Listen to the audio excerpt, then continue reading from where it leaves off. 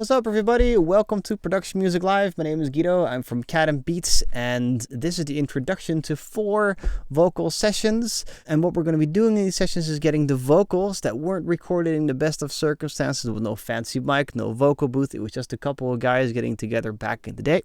And we're going to fit these vocals into this project file from that same time period.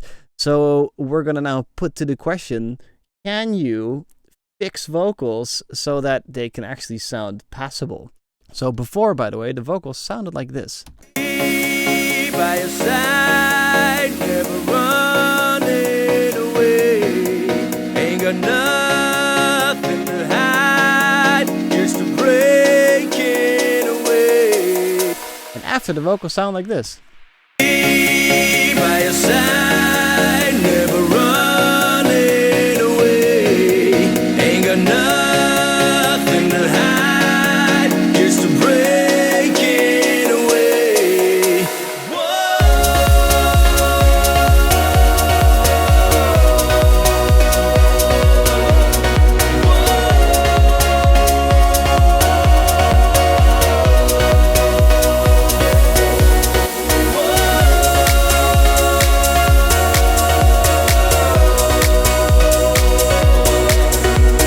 So I think the answer is pretty clear that it is possible, but to a certain extent. What's up, guys? Welcome to the first session. And in this first session, we are going to be cleaning up the audio janitor. That's what we're going to be today. So literally, we have a vocal session from Production Music Live from back in the day. And it is not the best microphone. It is not, or at least I was warned it was not the best microphone. It's not in a vocal booth. It's just in the bedroom because it was a real live scenario. So let's see how far we can take this. Anyway, cleaning up basically means that I'm going to get rid of S's. I'm going to try and get rid of hums if there are any. I'm going to get rid of mouth clicks, those kind of things. I'm going to get rid of that. I'm going to delete anything that is like people having beers in the background, you know, anything like that. We're going to delete it and work on it. And that's what it is for today. But before that, let's also have a listen to the reference just to like clean our ears. And we have to then see what we can do with the cleaning up. Yep. So cleaning our ears, cleaning our palate. Let's have a listen to the reference and focus on just the vocals, nothing else. Happy life with the machines scattered around the room. Look what they made it for me. Happy technology. Okay, so vocal wise, there's absolutely no breathing before there's a phrase of singing. Happy life with the machines. Happy life with the machines. It's just happy life with the machines. There's no breathing. Like normally a person would breathe in between phrases, specifically when you get to the second phrase. The guy should have had a breath. Look what they made it for me. Another part that I'm really noticing is that there's absolutely no pitch modulation in the vocal. It's this perfect centered pitch. It's just, look what they've made it for me. I don't know anybody who sings like that or talks like that, but that is most likely done on purpose. So the singer was asked to perform as straight as possible without the that kind of stuff, and which most singers or guitarists do at the end of a phrase. And then on top of that, it's so pitch perfect that a little bit of melodyne must have been used. Also, there's this beautiful chorus effect, if you listen to the width of it, that you notice that at the end of a phrase. Look what they made it for me. Happy technology. There's happy technology. There's a fifth being sung in the backing vocals. Now, luckily enough, we also have backing vocals, so that saves us a lot of modulation. Anyway, clean vocals. Now let's have a listen to what we got for our vocal session. Keep you and me by your side, never let you go. I will keep you inside through the highs and lows. I will be by your side, never running away. Alright, we'll just call that a really passionate performance. And That's all good, but as you heard, there's a couple of things in here that we just have to get rid of. There's those breaths, and there's a couple of plosives here and there.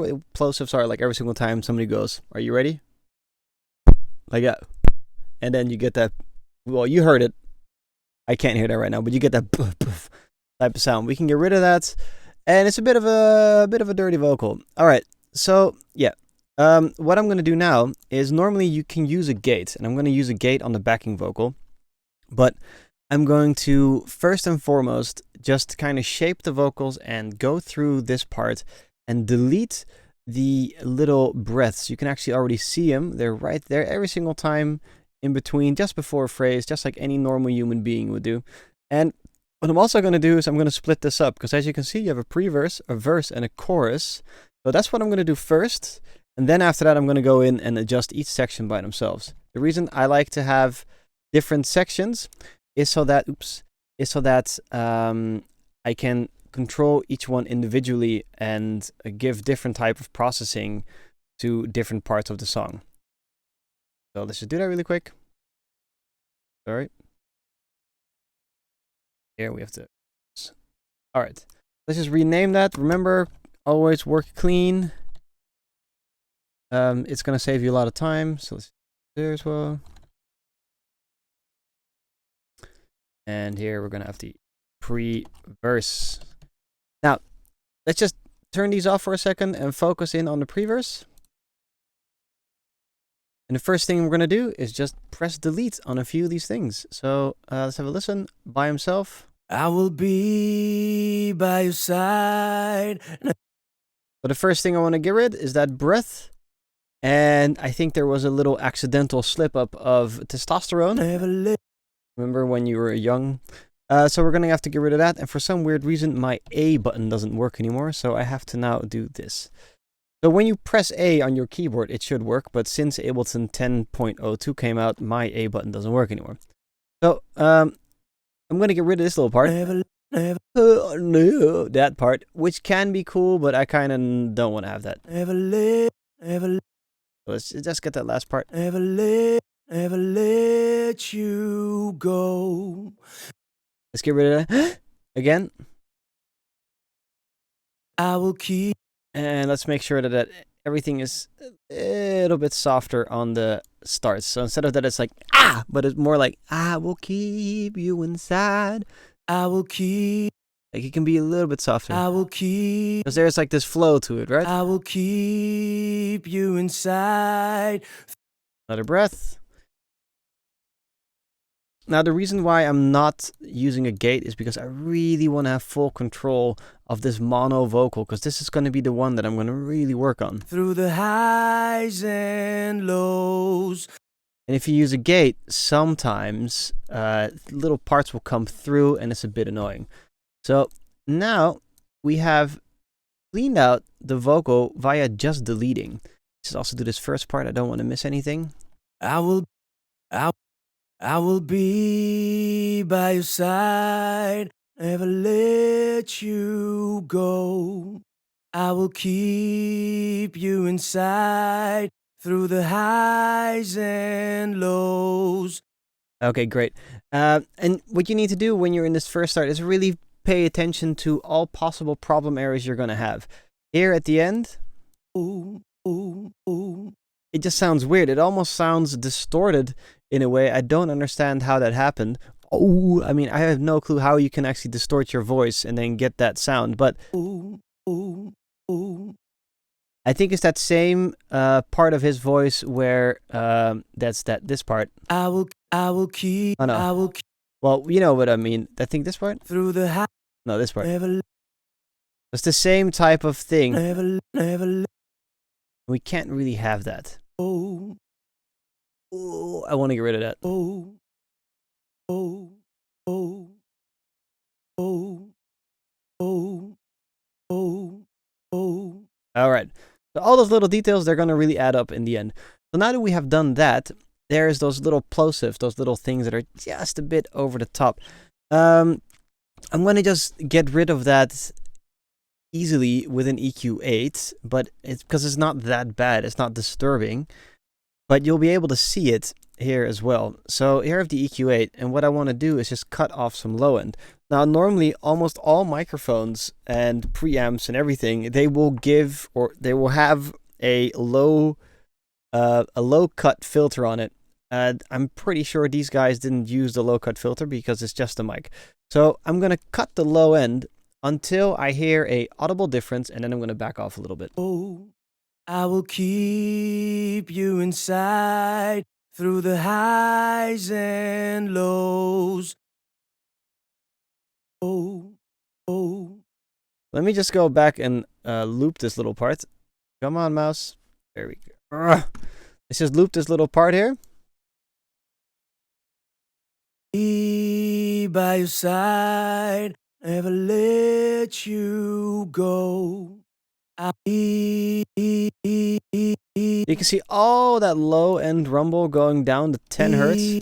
It's just way too much. We're going to cut all of that. Be by your side, never let. Now, the problem is if when you cut too much, you're going to cut a lot of the body away. So make sure you don't cut too much. Be by your side, never let you go. Now, on top of this, let's just have a listen for some S's or some hums or anything. I can't really hear a hum, to be honest. Be by your side, never let you go. I will keep you inside through the highs and lows. And the way you can tell if there's going to be a hum in it is to just go to the quiet part of the track here, right here. And let's just put up the volume on this and see what this hum sounds like. Not that bad, is it? Just a little bit of...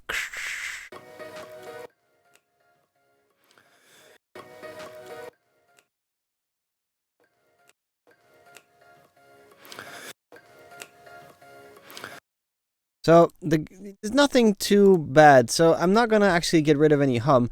If you do want to get rid of hum, there's an incredible plugin also for plosives and stuff, but they're not that bad. So I'm actually really proud of and happy that I didn't have to do that much. But if you really want to have, if you just have terrible vocals or a vocal take and you really have to work on this, RX6 is the one thing that you can use. You have declicks if you have lots of clicks and ticks in the track.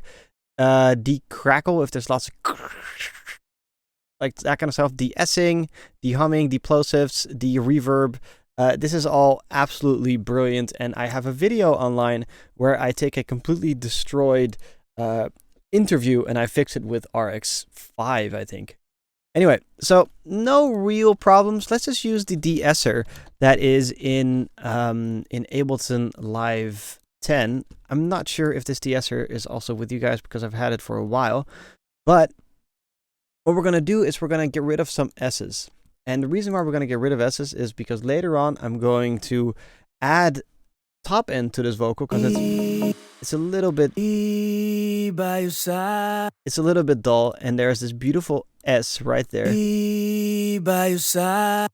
And if you get rid of those S's, so basically we're going to get a compressor that dynamically will go bam, bam, bam every single time the S shows up, then you can later on boost that whole area and all the beautiful, the air will come out. Okay, so let's just de-ess. First, find the S so that you know where to use the de-esser. Be by your side, be by your side, be by your side, be by your side, be by your side. So it's around 6,000 kilohertz there, and that's okay. So let's just go over here to the de-esser, turn that on. And for me, I probably saved my de-esser the wrong way, but make sure that the filter type is on this type, because then you can adjust the Q and it will actually only listen to the 6,000 kilohertz range and will turn down the volume every single time it goes through the threshold. So let's just put the threshold down. Be by your side. You saw it when the S came along. Be by your side. Never let you go. I will keep you inside through the highs and lows. Let's put the attack time even faster. Be by your side. And let's put the threshold down a little bit more. I'm going to put it down as much as possible. By your side, never let you go. Now, be careful with how much de-essing you do. If it becomes extremely audible that every single time the S goes on, the whole mix just kind of disappears, or the mix of the vocals, then you're doing too much. So kind of, you know, whenever you think it sounds good, back off a little bit. By your side, never let you go. I will keep you inside through the highs and lows. Okay, well, I'm happy with that. Let's just group these two together. Boop and boop.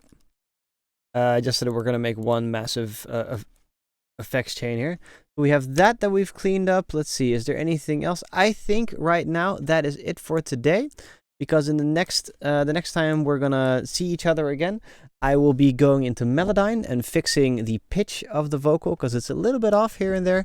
And we're also going to be doing dynamic processing, so basically compressors. If you're interested in vocal compression, make sure to check out the next video that's coming up. Peace out and see you soon.